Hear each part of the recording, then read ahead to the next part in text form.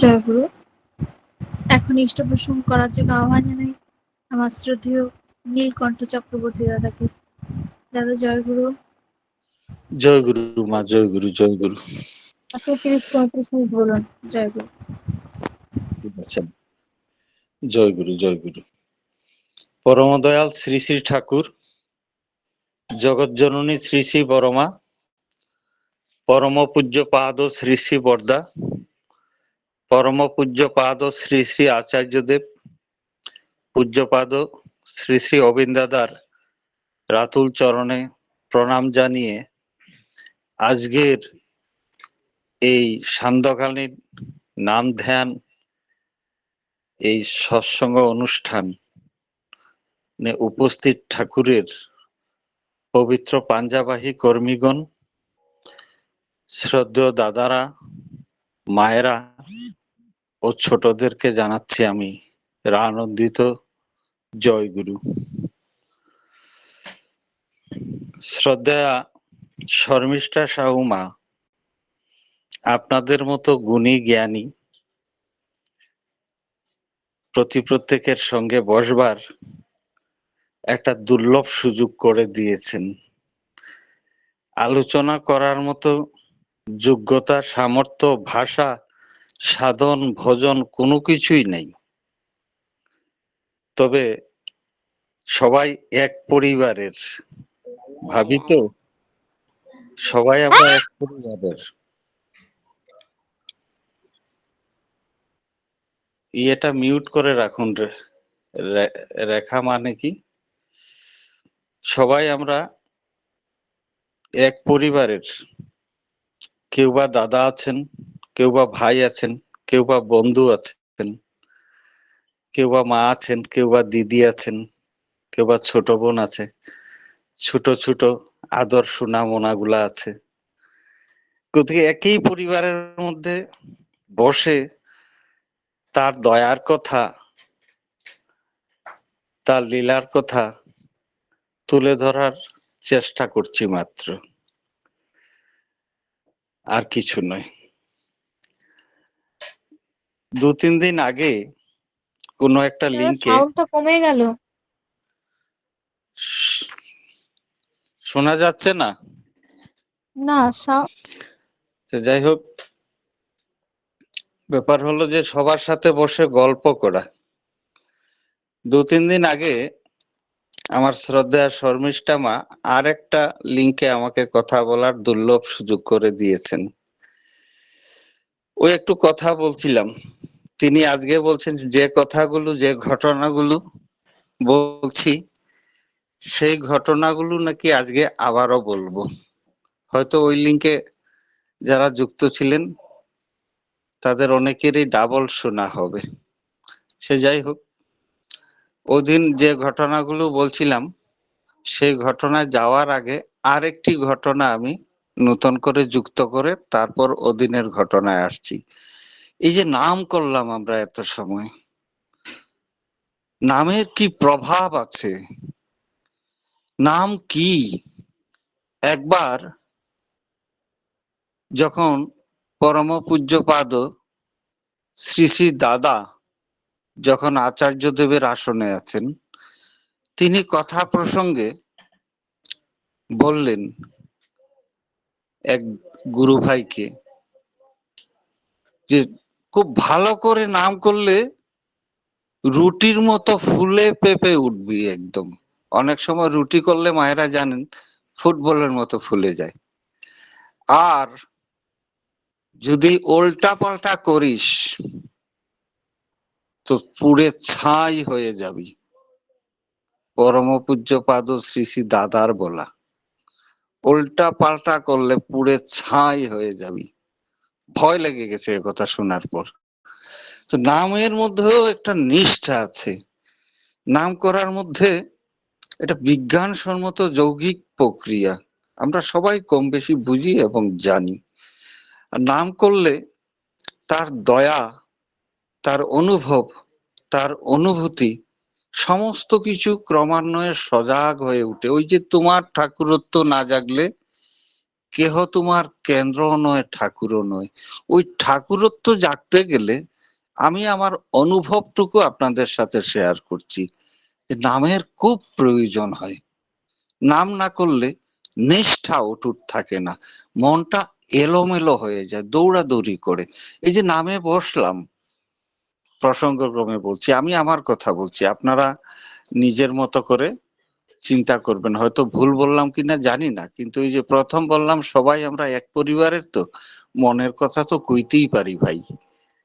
নামে বসলাম, দেখা গেল যে কোথায় ঠাকুরকে তো দেখতে পাচ্ছি না, আচার্যকেও দেখতে পাচ্ছি না, অবিন দাদাকেও দেখতে পাচ্ছি না। নাম করছি, এখানে দেখা গেল আরো কি কি এসে গেল, রিল অন্যটা চলছে, কি ভাবনা, কি চিন্তা, কি এসে গেল।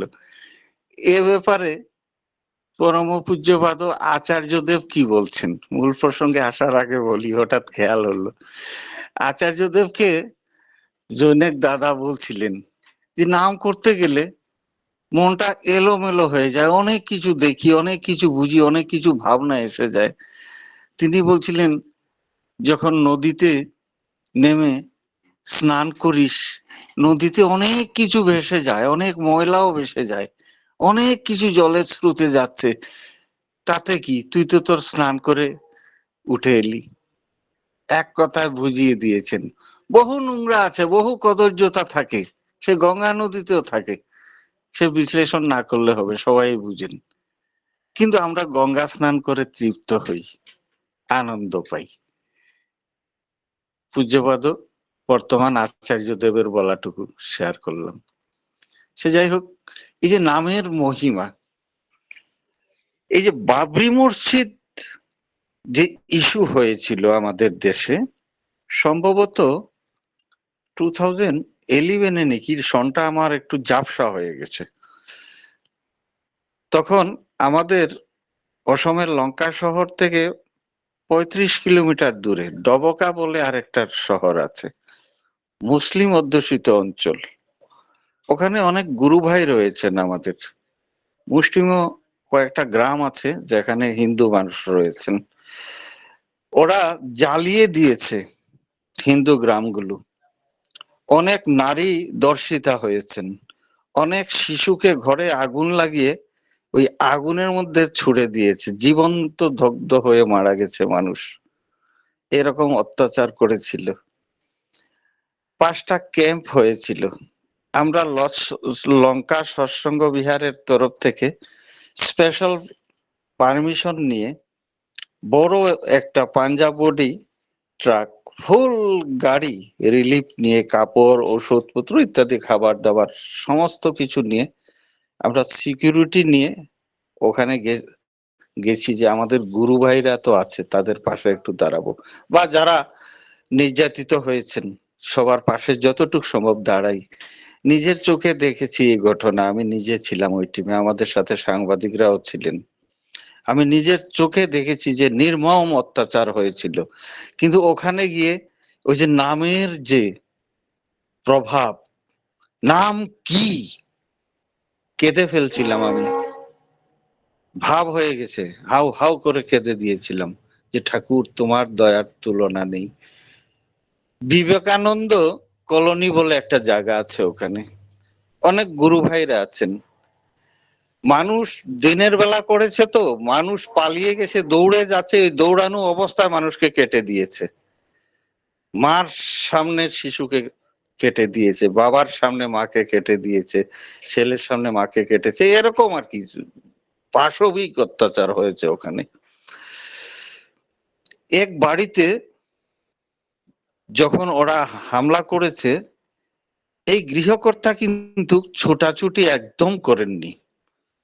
তিনি জানলা দরজা সব বন্ধ করে, ওনার বারান্দাতে ঠাকুরের ঘর আছে, মূল ঘরের ভিতরে ঠাকুর ঘরটা বন্ধ করে দিয়েছেন, মূল ঘরের ভিতরে ঢুকে সবাই নামময় হয়ে আছেন।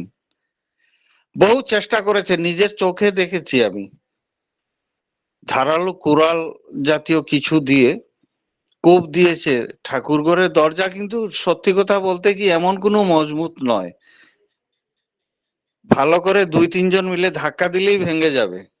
সাধারণ দরজা, প্লাইউডের তৈরি, কিন্তু এত ভাবে কোপ দিয়েছে কিন্তু ভাঙতে পারেনি। ঠাকুর ঘর লন্ডভন্ড করতে চাইছিল, মেইন ঘরেও অনেক চেষ্টা করেছে, দরজা ভাঙতে পারেনি। এরপর কি করেছে, ঘরে আগুন লাগিয়ে দিয়েছে উনারা, কিন্তু সবাই ঘরের ভেতরে, বাইরে থেকে বন্ধ করে দিয়েছে দরজা, যে একদম জীবন্ত পুড়িয়ে মারবে। উনারা নামময় হয়ে আছেন, ঘরে আগুন জ্বলছে। ঘরে আগুন লাগিয়ে যখন ওরা গেছে যে জলে পুড়ে মরবে, কেউ তো বেরোতে পারবে না, বন্ধ করে দিয়েছি বাইরে থেকে। আশ্চর্যজনক ভাবে জানেন, বারান্দার একটা পোর্শন জ্বলে অটোমেটিক আগুনটা নিভে গেছে, নিজের চোখে দেখে এসছি আমি। বারান্দার যে পোর্শনটা জ্বলেছে ওই পোর্শনের ঠাকুর ঘর নয়, অপোজিট পোর্শনের ঠাকুরের ঘর, ওদিকে কিচ্ছুই হয়নি, মূল ঘরটাও জ্বলেনি, ওই বারান্দার একটা পোর্শন একটু জ্বলেছে, এটা অটোমেটিক বন্ধ হয়ে গেছে। ওনারা গভীর নামে আচ্ছন্ন হয়ে আছেন, যে ঠাকুর তুমি জানো, তুমি রক্ষা করো, হে বিপদভঞ্জন, তুমি ছাড়া আর গতি নাই। আকুল ভাবে যখন ওই ঘরের দাদা, মা, ছোট বাচ্চারা সবাই আকুল ভাবে নাম করছিল ঠাকুরের ঘরের ভিতরে বসে, ওনারা কিন্তু ঠিক রক্ষা পেয়ে গেছেন। আর যারা ভরসা হারিয়ে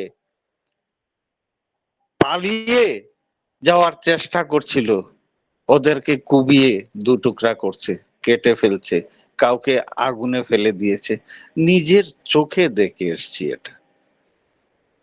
আমি কেঁদে ফেলছিলাম যে ঠাকুর, আর কত দয়া তোমার হতে পারে। এর জন্যই যে নাম, নিষ্ঠা সহ নাম পুরায় মনস্কাম। নিজের চোখে দেখেছি এ ঘটনা, নিজের চোখে দেখেছি। যাই হোক, আমার মা বলছিলেন ওই দিনের ঘটনাটা বলতে, ওই ঘটনাটা আমি বলছি। অসমের বরপেটা রোডের একটা ঘটনা, যে বাড়ি আমার আত্মীয় হয়, আমার রিলেটিভ হয়। উনি শিক্ষকতা করেন। ওনার বাড়িতে ডাকাতি হয়েছে, সস্তায়নী পরিবার লুটে পুটে সব নিয়ে গেছে, শারীরিক ভাবেও কম বেশি একটু নির্যাতন করেছে। উনি ঠাকুর বাড়ি গেছেন, পরম পূজ্যপাদ শ্রী শ্রী দাদা আচার্য দেবের আসনে আছেন। বিস্তারিত সব শুনে আচার্যদেব বললেন এমন ভাবে ঘরটা তৈরি কর, মানে উনি রাত্রে বাথরুম যাবেন বলে বেরিয়েছেন, আর ওরা মানে সংযোগটা মিলে গেছে আর কি, ওরাও হয়তো সুযোগের অপেক্ষায় ছিল, ওই দরজা খোলা পেয়েছে, ঢুকে গেছে। এমন ভাবে ঘরটা তৈরি কর যাতে রাত্রে আর বাইরে বেরোতে হয় না, অ্যাটাচড সমস্ত কিছু।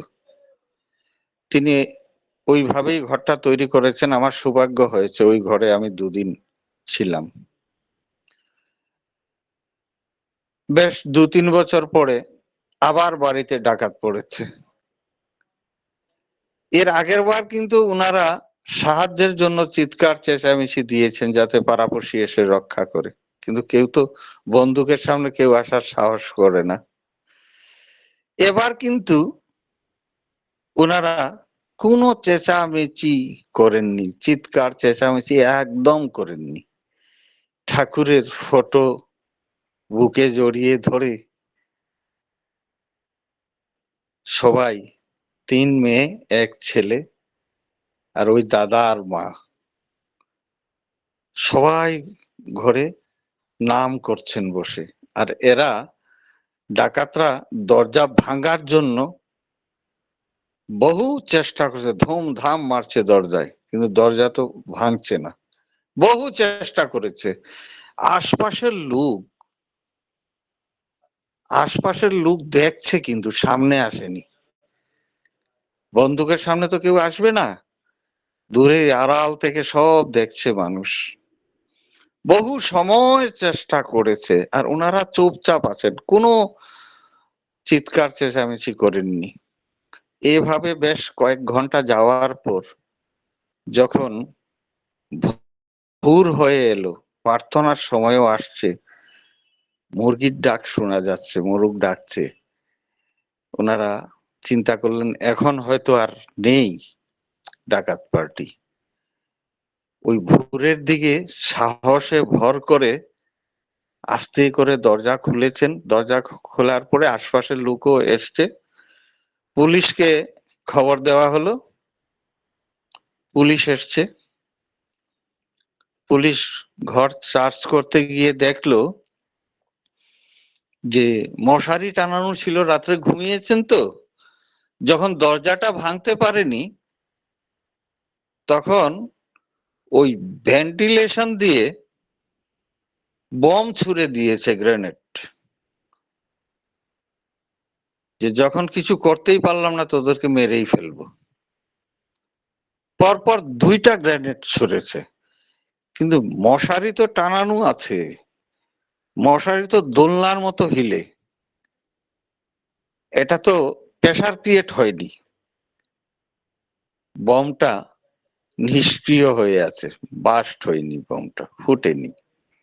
পরপর 2টা বোম মেরেছিল, কিন্তু যখন পুলিশ এসে দেখেছে ঘর সার্চ করে, তখন বলছে আপনারা সব বাড়ির বাইরে চলে যান, বোম আছে ঘরে।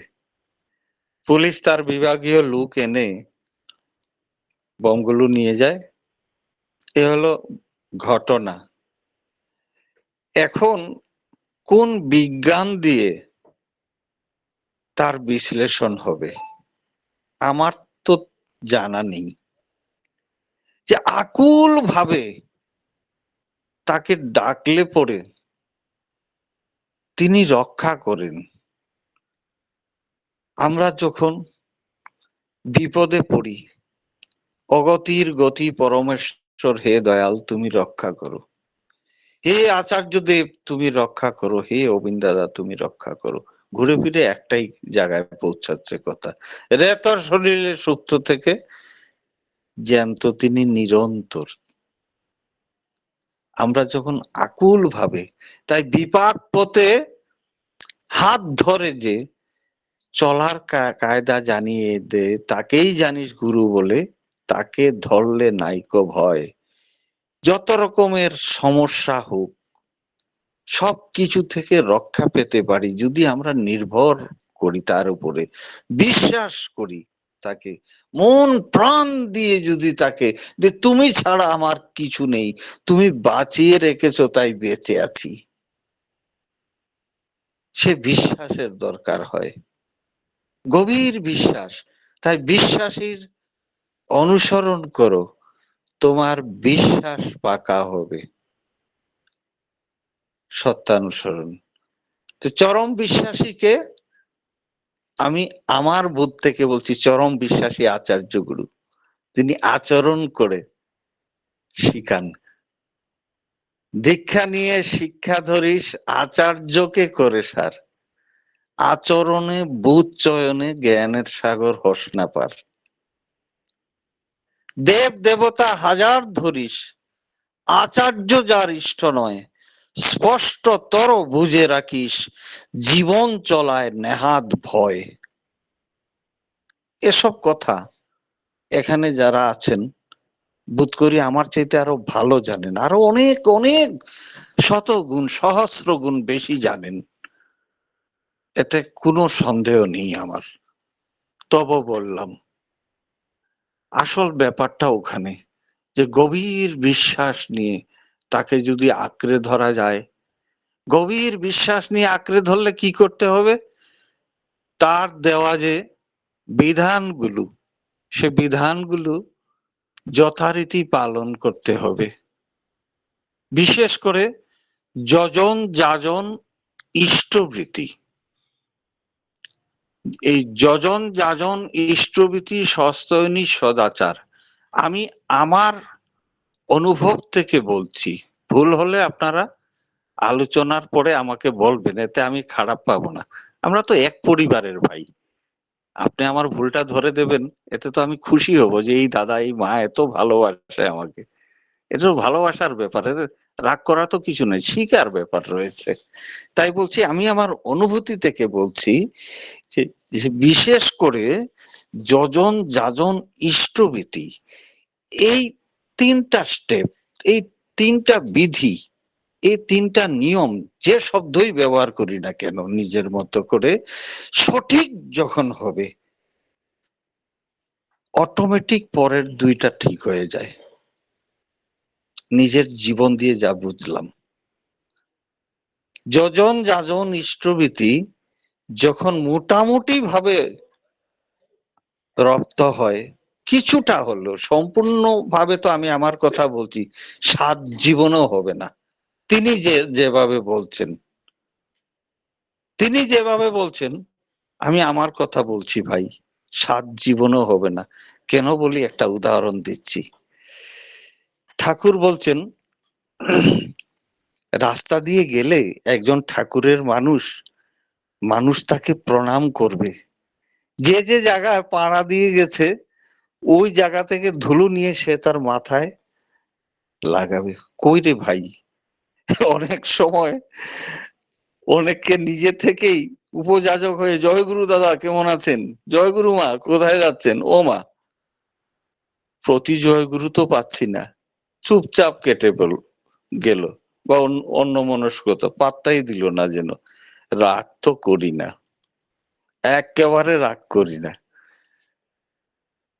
ভাবি যে এখনো কত দূর, এখনো আমার কত সাধন ভজনের অভাব রয়েছে। আমি আমার অস্তিত্ব নিয়ে ভাবি, শিখি যে হে ঠাকুর, এখনো এই মানুষটার হৃদয়ে আমার এই ছোট্ট নামখানা একটু জায়গা করতে পারলো না। আমি তার হৃদয়ে একটু, আমার যিনি, যার মারফত আমি ঠাকুরের সৎমন্ত্র গ্রহণ করেছি, আমার ঋত্বিক দেবতা, তিনি একটা কথা বলতেন যে তোরা, ঠাকুরের কথা বলতেন, মনে হলো যে তোরা তোদের হৃদয়ের রাটুশালের একটুকুনে আমাকে একটু জায়গা দে। তোরা বিশ্বাস কর, তোরা গো হত্যা, ব্রহ্ম হত্যা, স্ত্রী হত্যা, ভ্রূণ হত্যা যে যাই না করে থাকিস, ছুটে আয়, আমি তোদের সব কিছু ধুয়ে মুছে নেব। এই কথাটা আমি সব সময় আমার ঋত্বিক দেবতা, যার মারফত আমি ঠাকুরের সৎমন্ত্র গ্রহণ করেছি, তিনি বলতেন সব সময় যে হৃদয়ের রাটুশালে আমি আমার নামটা ওই দাদা বা মার হৃদয়ে আমি স্থান করতে পারলাম না। ডিসক্রেডিটটা তো আমার, তার তো নয়। কারণ ওই যে আচার্যদেব বসে আছেন, অবিদ্যাতা বসে আছেন, জাতি ধর্ম সম্প্রদায় নির্বিশেষে জ্ঞান পিপাসু মানুষ, দীক্ষিত অদীক্ষিত নির্বিশেষে, সাহিত্যিক, বিজ্ঞানী, দার্শনিক, রাজনীতিবিদ ইত্যাদি ইত্যাদি, বাঁচা বাড়ার সাথে সমাজের যত স্তরের মানুষ আছে সবাই ছুটে যাচ্ছে ওখানে। তিনি তো জায়গায় বসে আছেন, তার দর্শন, তার সাথে একটু দর্শন করা, একটু নিবেদন করা, ইত্যাদি ইত্যাদি বিভিন্ন মনস্কামনা নিয়ে মানুষ যাচ্ছে। তার এই ডাইনামিক পাওয়ার, মানুষ ছুটে যাচ্ছে তার কাছে। তার সুচাগ্র পরিমাণও তো আমার মধ্যে হয়নি। তোমার ঠাকুরত্ব না জাগলে কেহ তোমার কেন্দ্র নয়, ঠাকুরও নয়। কোথায় জাগলো আমার ঠাকুরত্ব? যদি আমি আমার ঠাকুরত্ব জাগাতে পারতাম, তাহলে হয়তো ওই লোকটাকে যখন আমি জয়গুরু দিলাম, ওই দাদাটাকে, ওই মাটাকে, সে তো প্রতি জয়গুরু দিত, তাকে দোষ দিয়ে কি লাভ হবে? আমি তো আমার ঠাকুরত্ব জাগাতে পারছি না। কোনো একটা জায়গাতে হয়তো আমার ঘাটতি আছে, আমার চালচলনে, আমার মধ্যে সে কোনো পরিবর্তন দেখতে পাচ্ছে না। তোমার ঠাকুর কিরকম? আচার্যদেব বললেন, আমাকে দেখে। এই কথা এখানে যারা আছেন সবাই জানেন। তাহলে আমাকে দেখে তো সে আমাকে ভালোই বাসলো না। আমার প্রতি কোনো তার মমত্ববোধ, ভালোবাসা, টান কোনো কিছুই নেই। সে প্রতি জয়গুরু দিল না আমাকে। তো দোষটা তো তার নয়, দোষটা আমার। আমাকে আরো তার মতো হয়ে উঠার জন্য সচেষ্ট হতে লাগবে, আরো নাম ধ্যান করতে লাগবে, আরো ডিপি ওয়ার্ক করতে লাগবে। যত ডিপি ওয়ার্ক করব, সময় নেই, সংক্ষিপ্তভাবে শেষ করব। যত ডিপি ওয়ার্ক করব, আমি আমার দাদা আরো অনুভূতি, বলুন, আরো 5-10 মিনিট বলুন দাদা, কোনো অসুবিধা নেই। আচ্ছা ঠিক আছে, যত, আপনি 5 মিনিট আগে একটু আমাকে সাড়া দিবেন, ঠিক আছে? যত ডিপি ওয়ার্ক করব, আমি আমার অনুভূতি বলছি ভাই, প্রথমেই বলছি, ইষ্ট প্রসঙ্গ করার মতো যোগ্যতা, সামর্থ্য, ভাষা, জ্ঞান, সাধন, ভোজন কোনো কিছু নেই। শুধু একটু সাহস আছে যে সব আমরা এক পরিবারের, দুর্লভ সুযোগ করে দিয়েছেন শর্মিষ্ঠা মা। তাই এই পরিবারে বসে একটু গল্প করছি, আর কিছু নয়। এই যে ডিপি ওয়ার্ক করতে গেলে দেখলাম, যেমন এই যে কাপড় কাচি বা ধুই, আমরা কাপড় ধোয়ার পরে দেখবেন, দু একটা কাপড় ধোয়ার পরে নিজের হাতটা পরিষ্কার হয়ে গেছে, অনেকটা পরিষ্কার হয়ে গেছে। কাপড়ের ময়লা তো পরিষ্কার হয়, সাথে সাথে নিজের হাতের ময়লাও পরিষ্কার হয়। অর্থাৎ ওই মানুষগুলোর কাছে তার দয়ার কথা, তার প্রেমের কথা বলতে গেলে আমার ঠাকুরত্ব জেগে উঠে, আমার চলা বলা গুলো ক্রমান্বয়ে সঠিক হয়, আমি তার হয়ে উঠতে সহায়ক হয়, আমার যজন পরিপুষ্ট হয়। ওই যে প্রথম যে কথাটা বললাম, যে যজন যাজন ইষ্টবৃতি, এর জন্য বললাম যে ভুল হলে আপনারা শুধরাবেন। ঠাকুর তো পঞ্চনীতি দিয়েছেন, আমি প্রথম বলছি যজন যাজন ইষ্টবৃতি, আমার অনুভব থেকে বলছি এটা, আমার ব্যক্তিগত চিন্তা থেকে বলছি এটা। এ তিনটা যদি ঠিক হয়, তাহলে বাদ বাকিটা অনায়াসেই ঠিক হয়ে যায় মানুষের। আমি নিজে মাছ মাংস প্রচুর খেয়েছি, কিনতে হয় নাই, কারণ এখনো আমার বাড়িতে 6 বিঘা লম্বা ফিশারি রয়েছে গ্রামের বাড়িতে, কিনতে হয় নাই। প্রচুর খেয়েছি মাছ মাংস আমার জীবনে। 98, 2 জানুয়ারি 1998, দয়া করে পরম পূজ্যপাদ বর্তমান আচার্যদেব, তখন পূজ্যপাদ বাবাই দাদা বলতাম, দয়া পরবশত তিনি আমাকে সশ্রেণী প্রদান করলেন। কোনোদিন মদ খাইনি, কিন্তু মাছ মাংস প্রচুর আমি খেয়েছি। এখন বুঝতে পারলাম, আরেকটি ছোট ঘটনা মনে পড়লো, ছোট একটা ঘটনা বলছি, যে খোল বাজানোর জন্য যখন গ্রাম থেকে আমি লঙ্কা টাউনে আসি, খোল বাজানোর জন্য সৎসঙ্গে যেতাম, রেগুলার যেতাম। তখন আমাদের লঙ্কাতে আমি না গেলে খোলটা পড়ে থাক, তাই সৎসঙ্গ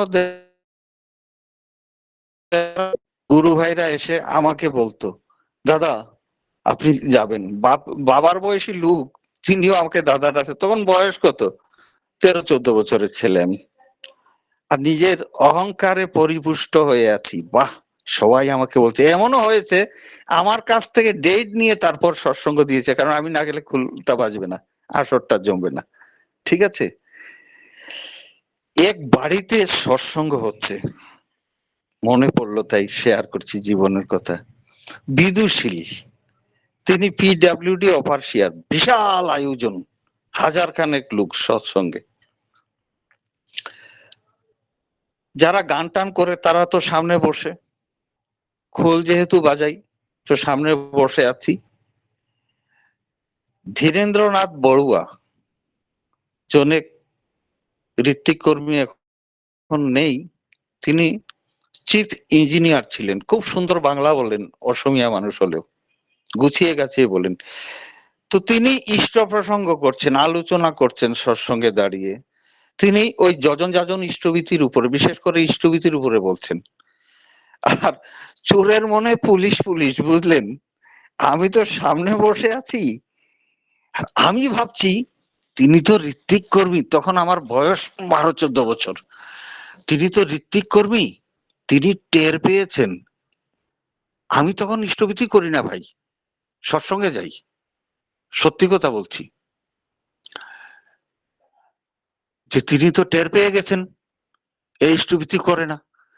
আর সবাই তো আমাকে বামুনের ছাওয়াল, সবাই ভালোবাসে, ডাকাডাকি করে, হ্যাঁ। আর আমি তো মানে আত্ম অহংকারে পরিপুষ্ট হয়ে আছি, বা আমার তো অনেক দাম আছে, সবাই ডাকছে আমাকে। নাম ধ্যানের তো খবরই নেই, ইষ্টভীতি নেই, আর নাম ধ্যানের প্রশ্ন উঠবে কি করে? তিনি ইষ্টভীতির উপরে আলোচনা করছেন তো, চোরের মনে পুলিশ। আমি ভাবছি যে ঋত্বিক কর্মী তিনি টের পেয়ে গেছেন। আমি তো ঘাবড়ে গেছি যে এখন এত লোকের সামনে যদি তিনি বলেন যে এই ছোকরা ইষ্টভীতি করিস না কেন, তাহলে এত লোকের সামনে তো আমার অবস্থাটা কি হবে? যে অবস্থা ভাবতে গেলে আমার ভয় লাগছিল, এই অপমান কি করে সহ্য করব হে ঠাকুর। আকুল ভাবে পিছনে সর্বশে উপায় নেই, ভিড় হয়ে আছে, উঠেও যাওয়ার কোনো উপায় নেই। আকুল ভাবে তাকে ডাকলাম, হে ঠাকুর, এত লোকের সামনে যেন আমি লজ্জিত না হই। আমি কথা দিলাম তোমায়, কাল সকাল থেকে ইষ্টভীতি করব। আমার লজ্জা তুমি রক্ষা করো ঠাকুর। আর আমি যখনই উনার দিকে তাকাই, দেখি উনি আমার দিকে তাকিয়ে আছেন। আরো ভয় পেয়ে গেছি আমি। আমি ভাবছি তো তিনি আমাকে টার্গেট করে ইষ্টভীতির কথা বলছেন। আমি একদম ঘাবড়ে গেছি। আমি আকুল ভাবে বলছি, ঠাকুর, এত লোকের সামনে যেন আমি লজ্জিত না হই। আমি কাল সকাল থেকে ইষ্টভীতি করব। ঠিক আছে? সকালবেলা ইষ্টভীতি করব। দীর্ঘ বছর ইষ্টভীতি করিনি তো, ভুলে গেছি। আর আমাদের গ্রামের বাড়ির আশপাশে কোনো দীক্ষিত লোক ছিল না। এখন যেরকম আমরা পরস্পর পরস্পরকে যাজন করছি, ডিপি ওয়ার্ক করছি, এসব এসব তো ছিল না, না কোনো চর্চাও নেই। একদম ভুলে গেছি কি করে করব। ঠাকুরকে কথাও দিয়েছি, হাতে মনে আছে 10টা পয়সা নিয়ে কেঁদে ফেলেছিলাম ঠাকুরের সামনে। সব ভুলে গেছি ঠাকুর, আমি তোমাকে কথা দিয়েছি ইষ্টভীতি করব। এই ইষ্টভীতি তুমি গ্রহণ করো হে দয়াময়। কেঁদে কেঁদে বলছিলাম, মনে আছে। তিনি অন্তর্যামী, সব সব তিনি জ্ঞাত হন। আমি আমার জীবন দিয়ে বলছি। দুদিন পরে শৈলেন দাস বলে জৈনিক সহপ্রতি ঋত্বিক দাদা এসে হাজির হলেন। বলছেন, এ ভাই চলো আমার সঙ্গে। বলে, কোথায়? বলে, দীক্ষা আছে। বলে, চলুন। আমি উনার সাথে গেছি দীক্ষা যাজনে। তো ওনার সাথে তো শত অনুজ্ঞা রয়েছে। তো দুদিন পরেই তো ঘোরাঘুরি করে কিছু দীক্ষা হলো। আমি উনাকে বললাম যে, আগে আমি এখান থেকে কি একটা শত অনুজ্ঞা নিতে পারি? বলে, একটা কেন, তোমার দরকার হলে কয়েকটা নিয়ে নাও, আমার তো একটারই দরকার। ঠিক আছে? তো আমি উনার কাছ থেকে শত অনুজ্ঞা নিয়ে আমি আমাকে ঠিক করলাম, এটা তো তার দয়া ছাড়া সম্ভব হয়নি।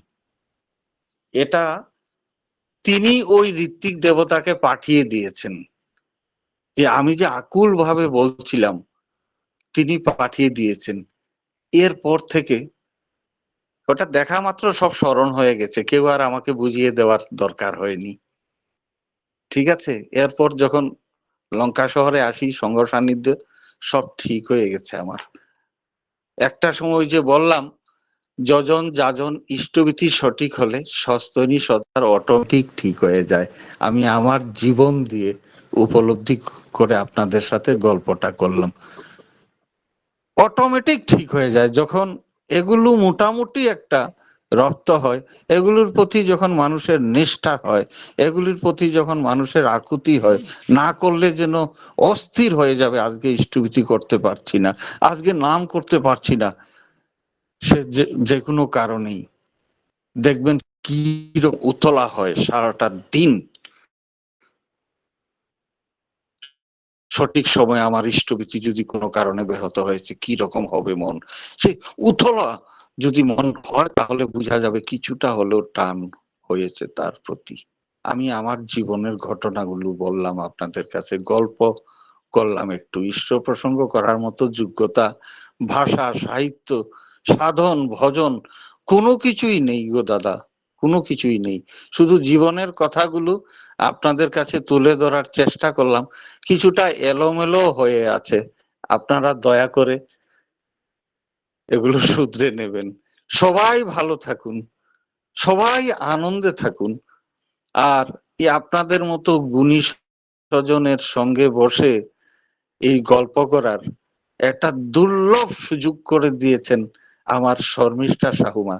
আমি আমার প্রিয় পরমের রাতুল চরণে ওনার ব্যক্তিগত জীবন, পারিবারিক তথা সাংসারিক জীবন ইষ্টোচ্ছল উদ্দীপনায় উদ্ভাসিত হয়ে চলুক, উনি সুখে স্বাচ্ছন্দ্যে আনন্দে থাকেন, আপনাদেরও মঙ্গল হোক, এই প্রার্থনা আমি আমার প্রিয় পরমের রাতুল চরণে রেখে আজকের মতো আমি আপনাদের সবাইকে জয় গুরু জানাচ্ছি।